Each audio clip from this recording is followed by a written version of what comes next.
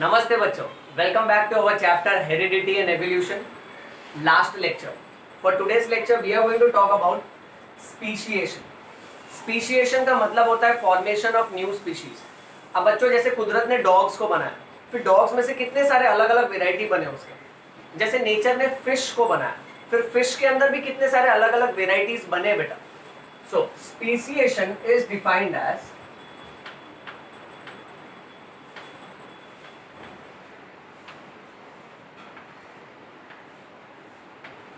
formation of new species of plants and animals.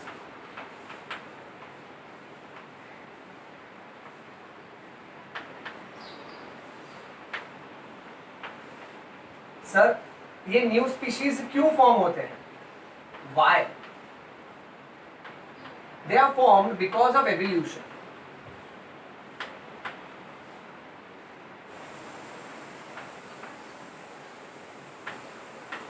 अभी बेटा कैसे एक जमाने में बहुत सिंपल किस्म का मोबाइल फोन हुआ करता था.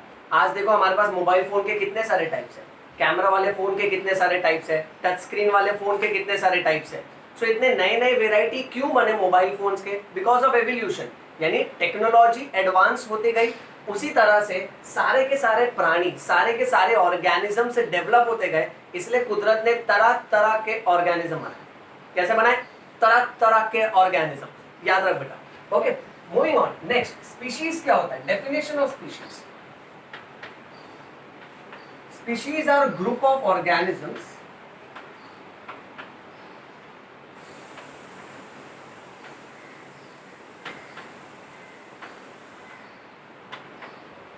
which can interbreed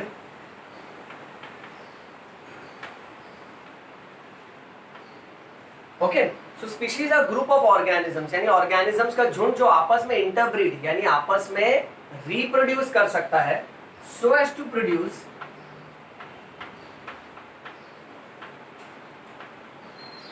fertile offsprings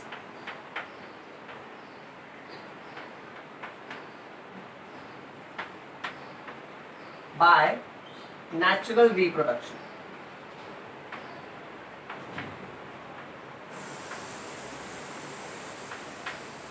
fertile offspring, fertile यानी जो बच्चे पैदा कर सकता है बेटा, एंड ऑफस्प्रिंग यानी बच्चे. यानी स्पीशीज जब आपस में रिप्रोड्यूस करते हैं, जैसे डॉग का स्पीशीज, तो एक डॉग दूसरे डॉग के साथ इंटरब्रीड कर सकता है, रिप्रोड्यूस कर सकता है, और फिर उसका जो ऑफस्प्रिंग होगा, उसका जो बच्चा होगा, वो भी फर्टाइल है, यानी आगे चल के वो भी रिप्रोड्यूस करेगा बेटा. सो ऐसे ऑर्गेनिजम्स के ग्रुप को हम लोग बोलेंगे स्पीशीज. अब speciation means formation of new species. अब ये न्यू स्पीशीज क्यों बनते हैं, इसके रीजंस देखो. So the causes of speciation. Number 1, geographical isolation.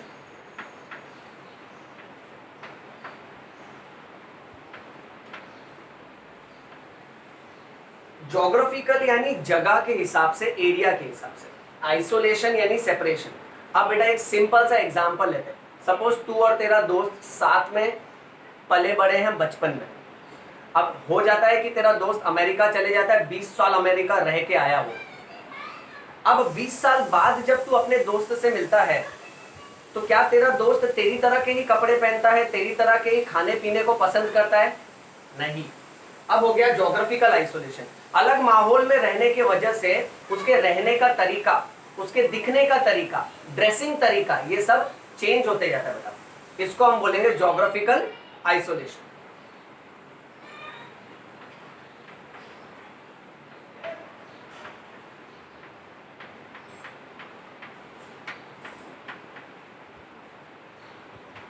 Next है रिप्रोडक्टिव आइसोलेशन. अब अलग अलग एरिया में रहने की वजह से एक ऑर्गेनिज्म दूसरे ऑर्गेनिज्म के साथ रिप्रोड्यूस करना भी पसंद नहीं करता है. यानी मेरे कहने का मतलब ये है, समझो इंडिया का एक पैरेट है और अफ्रीका का बड़ा वाला पैरेट है, मल्टी कलर का. इंडिया पैरेट छोटा. अब ये पैरेट उस पैरेट के साथ रिप्रोड्यूस करना नहीं चाहेगा, हालांकि दोनों भी पैरेट है. It is as good as वही तेरा दोस्त अभी सपोज वापस इंडिया में आया 20 साल बाद, ओके, अब शादी करने के लिए अगर उसको सिंपल लड़की दिखाई गई तो उसे पसंद नहीं आएगी बेटा, क्योंकि वो अब वेस्टर्न कंट्री में अमेरिकन स्टाइल के साथ पला बड़ा है बेटा। सो इसको हम लोग बोलते हैं रिप्रोडक्टिव आइसोलेशन।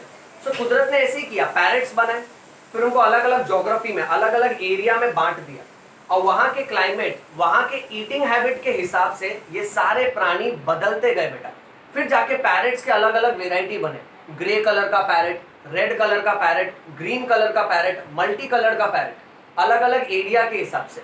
इसको हम लोग बोलते हैं geographical isolation and reproductive isolation, ये याद रखो बेटा।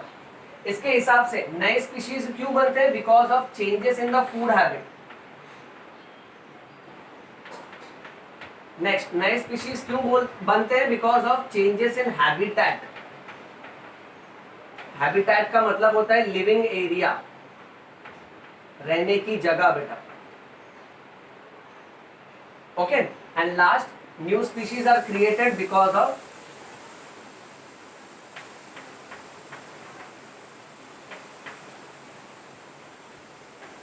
Genetic variation. ओके, अच्छा बच्चों, अगर वॉइस क्लियर नहीं है तो आप हेडफोन का इस्तेमाल कर लो, आजू बाजू के साउंड को थोड़ा निग्लेक्ट करो। ओके, और सिर्फ पढ़ाई पे ध्यान दो। बहुत ही सिंपल कंडीशन में I am trying to make this video so that आपका बेनिफिट हो सके। Okay fine, so that's all about speciation. अब हम लोग आगे बढ़ते हैं नेक्स्ट टॉपिक की ओर, दैट इज ह्यूमन एवोल्यूशन। अब इसमें तेरे को बहुत सारे है ना ईयर्स याद रखने पड़ेंगे, कई साल पहले क्या घटना हुई थी वो सब याद रखना पड़ेगा। ओके, तो शुरू करें बेटा। Story begins with 7 crore years अगो। क्या हुआ आज से 7 करोड़ ईयर्स अगो? Dinosaurs disappear. डायनासोर इस धरती से एक्सटिंक्ट हो गए, खत्म हो गए, फिनिश। ओके, उसके बाद आज से 4 crore years ago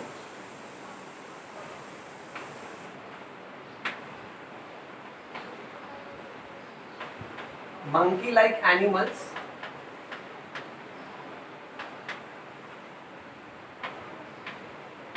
were formed। Monkey की तरह, बंदर की तरह जानवर बनने लगे थे आज से 4 करोड़ साल पहले। और वो किससे बने थे? They were formed from ancestors which are similar to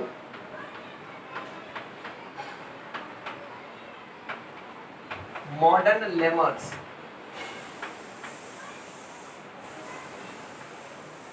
lemurs भी ना एक तरह का बंदर है, it's a small sized monkey. Okay right, so आज के तारीख में जो लेमर्स, जो बंदर दिखते हैं ना, उनसे उस जमाने में, उनसे है ना मंकी लाइक एनिमल्स धीरे धीरे और इवॉल्व होने लगे थे बेटा, आज से 4 करोड़ साल पहले। ओके, नेक्स्ट, फिर इनके साथ क्या हुआ? इनके साथ number 1, tail disappeared 4 crore years ago. Number 2, इनका ब्रेन कैपेसिटी धीरे धीरे बढ़ने लगा। So brain capacity increase, that means brain धीरे धीरे क्या होने लगा? डेवलप होने लगा बेटा। हैंड्स वर डेवलप, और फिर मंकी लाइक एनिमल्स से ape like animals were form.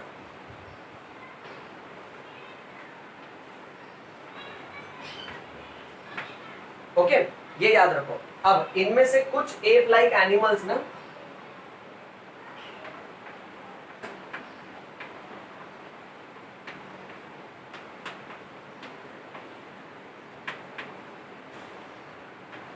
Shift हो गए। कहां गए? ये गए south. So some ape like animals they came to south and north east.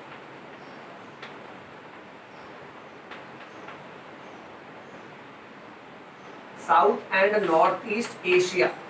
Okay, so कुछ बंदर साउथ और नॉर्थ ईस्ट एशिया की तरफ शिफ्ट होने लगे और उनमें से दो प्रकार के बंदर बने बेटा, दैट इज गिबॉन्स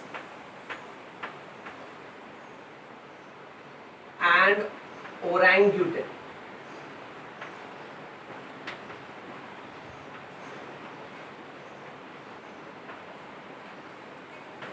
ओके राइट। अच्छा अब बेटा गिबॉन और ओरंगुटन, ओरंगुटन ना वो बंदर होता है जिसके पूरे शरीर पे ऑरेंज कलर के बाल होते हैं बेटा। ओके सो अब हुआ क्या ना कि कुछ बंदर साउथ और नॉर्थ ईस्ट एशिया की तरफ शिफ्ट होने लगे और उनमें से विकसित होकर दो अलग किस्म के बंदर बने, दैट इज गिबॉन्स एंड ओरंगुटन। आगे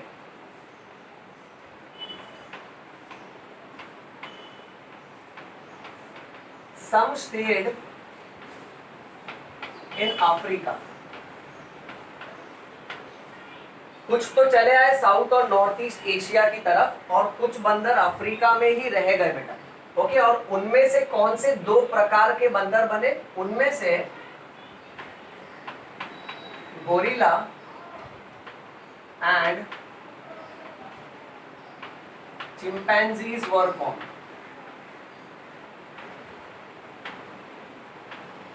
And this is approximately 2.5 crores of years ago.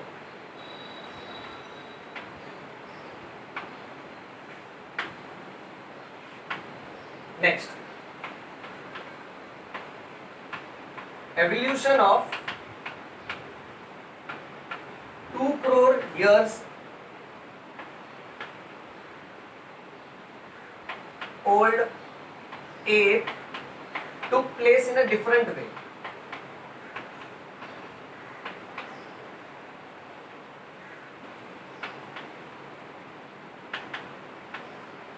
तो जो अफ्रीका में रह गए उनमें से गोरिल्ला और चिंपैंजीज बने थे आज से 2.5 करोड़ साल पहले, और आज से 2 करोड़ साल पहले जो भी बंदर था ना फिर वो धीरे धीरे अलग दिशा में विकसित हो रहा था। It was getting evolve in a different direction बेटा। So evolution of 2 crore year old ape took place in a different way. Okay अब वो डिफरेंट वे क्या था,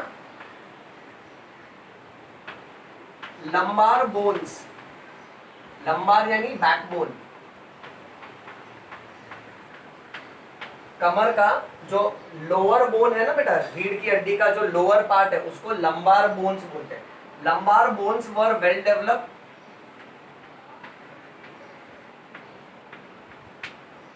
तो इसकी मदद से अब उसका पोस्चर कैसा हो गया, इरेक्ट हो गया। ये चिंपैंजीज गोरिल्लाज ये सब कैसे 4 पैर पे चलते थे, फिर धीरे धीरे ये इरेक्ट हो गए बेटा। ओके कमर सीधी हो गई इनकी because lumbar bones were well developed. Okay दूसरा, हैंड्स बिकेम फ्री, पहले हाथ का इस्तेमाल भी चलने के लिए 4 पैर पे चलते थे ना बंदर ये सब बेटा।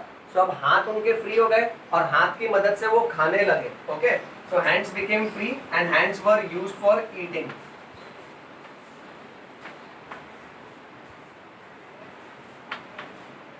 Okay next, first human like ape was called as Ramapithecus, और ये रामापिथेकस कहां से था, ये था ईस्ट अफ्रीका से। ओके इतना तुमको याद रखना बच्चों। चलो इसका स्क्रीनशॉट ले लो।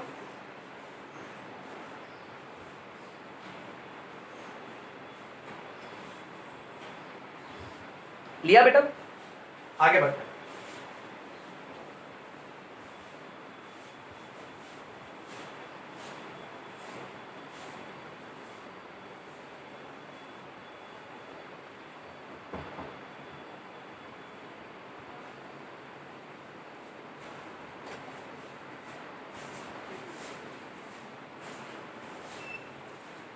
बेटा इसमें जो सारे डेट्स हैं ना उसको अच्छे से याद कर लो, इंपॉर्टेंट है।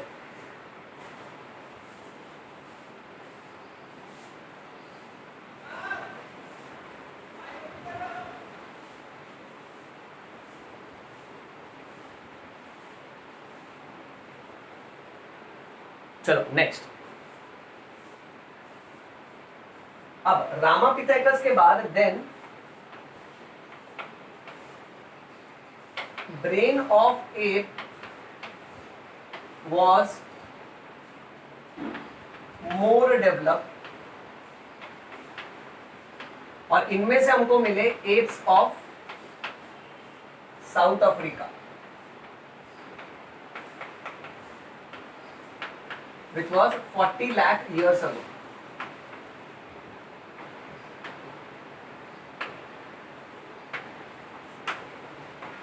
ओके, सो साउथ अफ्रीका का जो बंदर था ना, उसका दिमाग और भी ज्यादा तेज था। ये कहानी आज से 40 लाख साल पुरानी है, बस 40 लाख ईयर्स अगो, 40 लाख साल पुरानी कहानी है, बहुत पुरानी कहानी है। Okay, next moving on. 20 lakh years ago morphology of human started to appear. Sir morphology मतलब क्या? मॉर्फोलॉजी का मतलब होता है एक्सटर्नल अपीयरेंस। सो इंसान के जैसा, अब वो बंदर जैसा नहीं दिखता था, अब वो इंसान की तरह पूरा का पूरा उसका रूप, पूरा का पूरा उसका हाव भाव इंसान की तरह दिखता था आज से 20 लाख साल पहले, 20 लाख ईयर्स अगो। इतना ज्यादा वो बदल गया था, मतलब अब वो बंदर जैसा नहीं, अब वो पूरा इंसान की तरह दिखता था कि उसको अब किस कैटेगरी में रखा जाता था? उसको इंक्लूड किया गया in the genus homo. Sir genus क्या होता है? जीनस कैटेगरी हमारा। ओके, ये कैसा होता है ना बच्चों, हमारा असली नाम होमो सेपियंस है, जिसमें से होमो हमारा जीनस है और सेपियंस ना हमारा स्पीशीज का नाम है बेटा। हर प्राणी का नाम 2 शब्दों से रखा जाता है उसके कैटेगरी के हिसाब से बेटा। ओके, जैसे प्लांट्स में कैसे बेटा एंजियोस्पर्म्स होते हैं, जिम्नोस्पर्म्स होते हैं, मोनोकॉट होते हैं, डाइकॉट होते हैं, राइट। एनिमल्स में कैसे अलग अलग कैटेगरी होती है, वैसे ही क्लासिफिकेशन के हिसाब से हम इंसानों का जो जीनस है ना उसको होमो बोलते हैं बेटा। सो ये इतना इंसान की तरह दिखने लगा कि इसको जीनस होमो में इंक्लूड किया गया। 10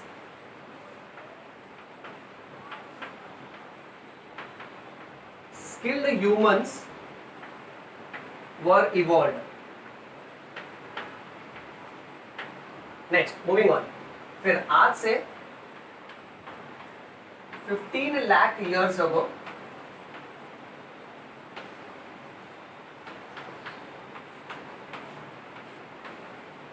ये पूरा का पूरा इरेक्ट पोस्चर वाला हो गया,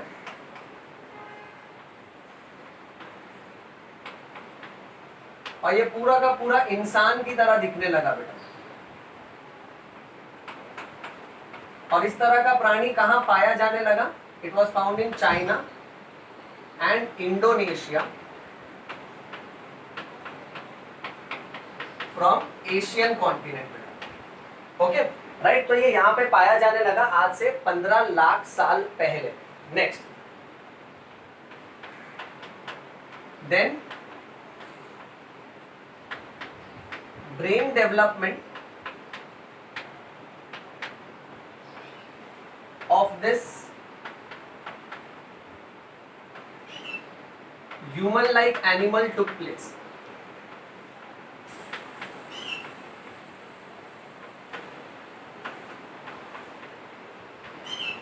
For 1 लाख years. फिर 1 साल तक इसका दिमाग और ज्यादा विकसित होने लगा बेटा। Okay next,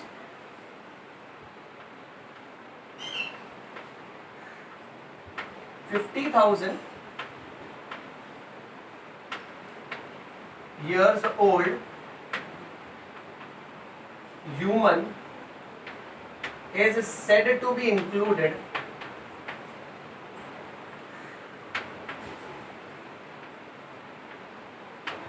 in the category of wise man. Wise man यानी चालाक आदमी। इसका दिमाग 1 लाख साल तक विकसित होने लगा। फिर आज से 50,000 साल पहले जो इंसान थे ना, तब से वो इंसान को वाइज मैन के कैटेगरी में इंक्लूड किया गया, क्योंकि उनका दिमाग काफी डेवलप हो चुका था। और ऐसे वाइज मैन को हम लोग बोलते हैं बेटा होमो सेपियंस।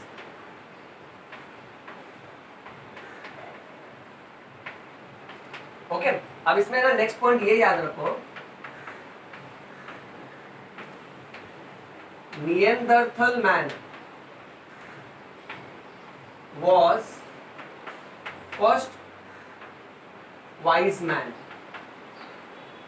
ओके नियंदरतल मैन, जैसे रामापिथेकस ना कैसा है कि मतलब बंदर कम इंसान ज्यादा दिखता था, सो ऐसे रूप को नाम दिया था रामापिथेकस, ओके जो कि ईस्ट अफ्रीका से था बेटा। फिर ये और विकसित हुआ और इंसान की तरह बना, चालाक बन गया एकदम, ओके और ऐसे वाइज मैन का नाम रखा गया नियंदरतल मैन। 1 लाख साल तक जब इसका दिमाग विकसित हुआ ना, धीरे धीरे करके इसने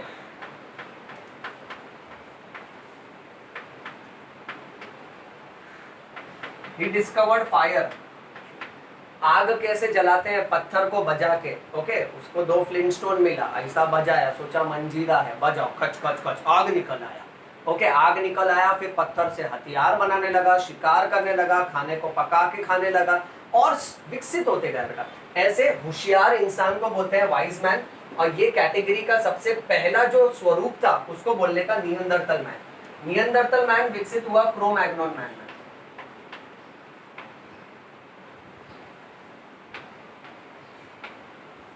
एंड ये सब के सब थे आज से 50,000 साल पहले।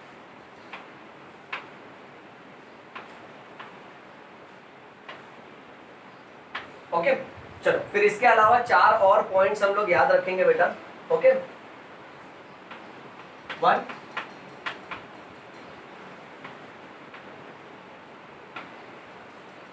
आज से 10,000 साल पहले इसने खेती बाड़ी करना चालू किया, सो एग्रीकल्चर वॉज डेवलप। आज से 5,000 साल पहले इसने लिखना शुरू किया, the art of writing develop. यहीं से प्रॉब्लम चालू हुई, इसके वजह से तुमको एग्जाम लिखना पड़ता है। आज से 5,000 साल पहले, ये याद रखो बच्चों। ओके नेक्स्ट, आज से 400 साल पहले 400 years ago मॉडर्न साइंस से डेवलप हुआ था बेटा। और आज से 200 साल पहले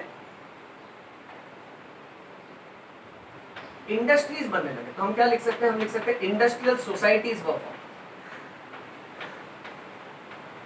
सो इंडस्ट्रियल सोसाइटीज वर फॉर्म, ओके आज से 200 साल पहले। ऑलराइट ओके और फिर इसके बाद आज से 30-40 मिनट पहले अवस्थी सर ने लेक्चर लिया था। याद रखना ये सब याद रखो, बहुत इंपॉर्टेंट है। चलो इसका स्क्रीनशॉट ले लो बच्चों, लिए ऑलराइट बच्चों। सो that's all about heredity and variation, इस चैप्टर का हो गया स्वाहा। इस लेक्चर में जो जो डेट्स सिखाए गए हैं सारे डेट्स को बराबर से अपने नोटबुक में लिख लो, नोट्स बनाओ और करियर बनाओ और आगे बढ़ो लाइफ में। सारे डेट्स बाय हार्ट कर लेना बेटा।